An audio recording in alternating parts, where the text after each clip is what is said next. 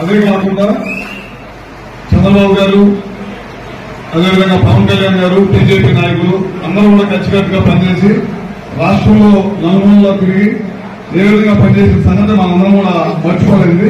ఎందుకంటే 5 సంవత్సరాలు జగన్ పరిపాలన ఏ విధంగా సాగిందో మనందరికీ తెలియదు కాదు. చాలా మంది రాష్ట్రంలో మన నాయకులు, మన కార్యకర్తలే కాకుండా అందరూ కూడా ప్రతి ఒక్కరిని కూడా ఇబ్బంది పెట్టిన ప్రభుత్వం ఏదైనా ఉందంటే జగన్ రెడ్డి ప్రభుత్వం చెప్పడంలో ఏమాత్రం కూడా సందేహం లేదు.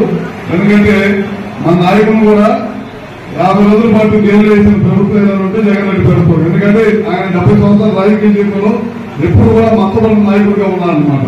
అదేవిధంగా పవన్ కళ్యాణ్ గారు వైజాగ్ వెళ్లి ప్రజలు కలవడానికంటే హోటల్లో నుంచి నాయకుడు చేసిన ప్రభుత్వం జగన్ రెడ్డి ప్రభుత్వం.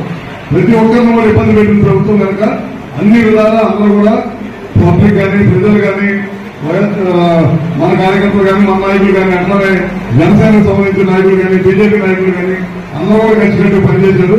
అదేవిధంగా ఉద్యోగస్తులను కూడా చాలా ఇబ్బందికరమైన పరిస్థితుల్లో నేటి ప్రభుత్వం ఇది.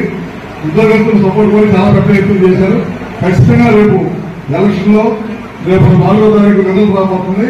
ఖచ్చితంగా మన కూటమి ప్రభుత్వం ఏర్పడింది. ఖచ్చితంగా చంద్రబాబు నాయుడు గారు ముఖ్యమంత్రి అవుతారని కూడా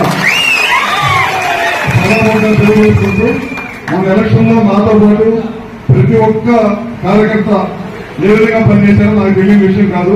ఎందుకంటే నేను అధ్యక్షులు అయితే దాదాపు 12-13 వార్డులు దొరుకులు తిరిగాం. అందరం కూడా నాతో పాటు అందరూ కూడా మన వాళ్ళందరూ కూడా సాయంత్రం కూడా 5 నుంచి నాతో పాటు 10 తిరగటమే కాకుండా తర్వాత మళ్ళీ పనిచేశారు. గ్రామాల్లో కూడా చాలా పెద్ద ఎత్తున పనిచేశారు. అన్ని కాన్స్టిట్యూన్సీల నలుమూలలో కూడా అందరూ తెలుగుదేశం పార్టీ అభిమానులు కానీ, కార్యకర్తలు కానీ ప్రతి ఒక్కరు కూడా పనిచేశారు.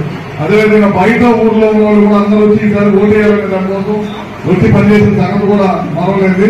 అందరూ కూడా ఒకసారి పేరు పేరున నా ఉదయపూర్వక నమస్కారాలు తెలియజేయాలనే దానికోసమే వాళ్ళు ఇక్కడ పెట్టాం. అందరూ కూడా సహకరించిన